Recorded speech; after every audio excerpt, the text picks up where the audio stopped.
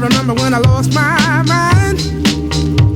There was something so pleasant about that place. Even your emotions have an echo in so much space. And when you're out there without care, yeah, I was out of touch. But it wasn't because I didn't know enough. I just knew too much. Does that make me crazy? Hello YouTube world, this is Sean once again. I'm gonna go ahead and post this video just on a question I have, and that's regarding morality. You know, because I know Christians that run around there and they talk about two things. First of all, how they had the moral high ground on atheists, and skeptics, agnostics, and unbelievers alike. And then at the same time, they talk about this great love they have for God, and you'll see the tears rolling down their eyes, and you'll see the testimonies and the very emotional speeches and sayings from these people, and it just makes me wonder.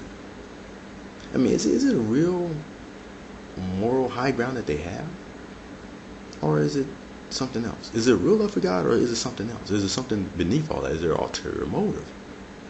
You see, now, right off the bat, I'm going to tell you right now that through my observations of most Christians, and even religious people in general, typically they fall short of being any different than an unbeliever. Christians tend to use the phrase about being a sinner saved by grace. You really don't see much of a difference. Now, there's certain areas where you may see a difference.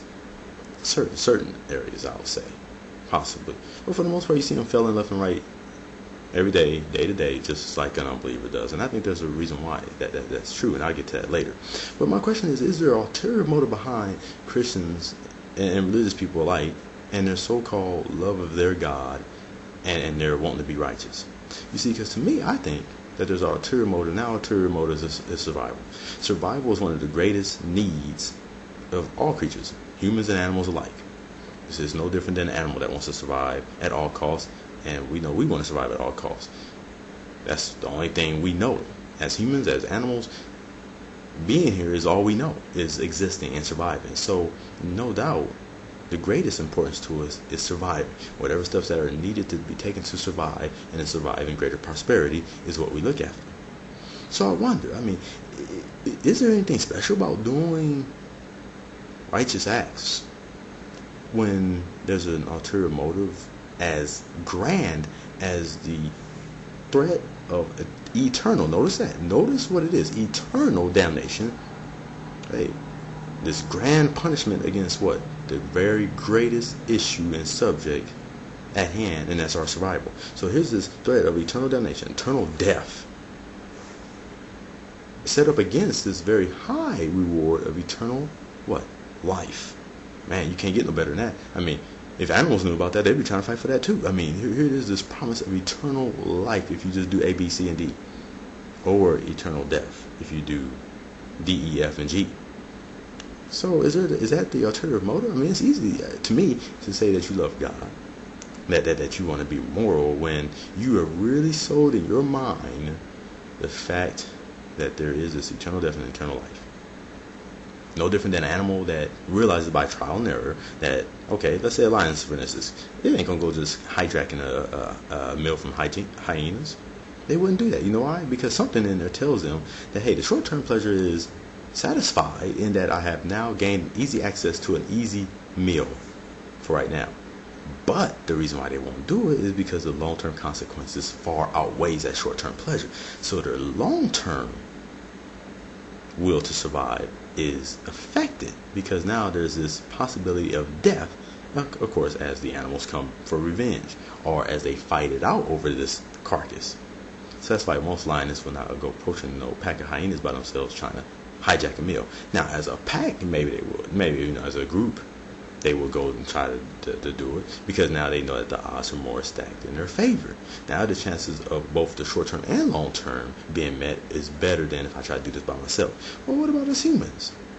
I mean, if you had this idea really fixed in your head that if you do right, you're going to go to heaven, and if you do wrong, you're going to go to eternal damnation, isn't that going to make you kind of move in that direction? Now, the reason why I think it fails, for the most part, in your day-to-day, if you just go and observe religious folks, is because, you know what? The problem is that long-term consequence or long-term reward that hangs over the head of your short-term actions is all in here.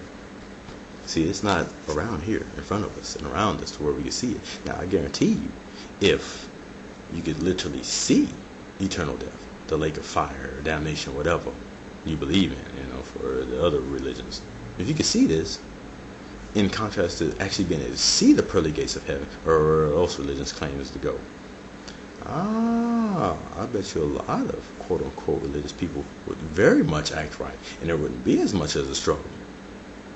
But the reason why I think the failure is at a high rate is because it's all in here. You got to constantly go to battle with this and here to keep those short-term actions at bay. All these short-term pleasures that many constantly day-to-day fall and fail to, because those short-term pleasures, the long-term consequence is not seen. It's not really known as if they were here physically. See, this is all in here, but the short-term pleasure is right here in front of you in your hands. That's what makes it hard to go against it now. In religion, they call it this battle against Satan, or against the flesh, against evil temptations or evil beings and demons and all this other stuff. And then the righteousness is from the Spirit of God or whatever being you believe in. I think it's just ultimately the fight between the short-term pleasure that's in front of you versus the long-term consequences that are only in your head and are not seen. And or the long-term reward. You see what I'm saying? See, like say for instance, going to work out. See, going to work out has a short-term pain, as well as going to school has a short-term pain. Going on a diet has a short-term pain, or let's just say something that's not as feel good, but it has a long-term reward that far outweighs that short-term pain. So then we commit to it. But see, this whole idea of going to heaven, the problem is that the short-term action of doing right, the long-term reward is so far off and is in here. Whereas if you saw it right in front of you, then it'll be very easy. That's why I think there's failure at a day-to-day basis. And then it comes with this quote that, okay, well, we're sinners saved by grace, and this is why we do what we do. Hey, that's what I think that the answer is. And but that's just my question. I wonder. Because what's the difference between the rapist and the one that doesn't rape? Are they really more moral than the rapist? Or do we need to get into the heart of the matter? You see, because it's one thing if you don't rape women because there's laws that are set up there that makes it to where the short-term pleasure of raping this female that you fantasize about day in and day out and night in and night out. That's going to be another video I'm going to make, by the way. But the long-term consequence being family members coming after you, the spouse coming after you, the law coming after you, you spending life in prison, even death, possible. Those outweigh. So your will to survive begins to analyze these two. Oh, we got this short-term pleasure way down here versus this long-term consequence. I can't do that. Whereas the rapist, well, he has mental issues, so that's why he's not able to put all that together and realize that it's not a good idea. So he goes out there and does it anyway. He doesn't care. Now, or he winds up having regret after the fact. Again, something's wrong with his head because he didn't produce this analysis until after the fact, and now that he can see it in his face. But now, what about if there were no laws in the books? What if there was no fear of anybody coming after you in vengeance for doing this action of raping somebody? How many men would you find out there all of a sudden bringing out that inward character, that inward desire that they have to do this thing? You probably would unfortunately find a lot, because now the short-term pleasure is met with no long-term consequence. There's no long-term consequence to fear. So why not go after the short-term pleasure? It all benefits me. It's all about the benefits to me. Short-term, long-term. You see? Why do we commit to these other painful things, such as working out?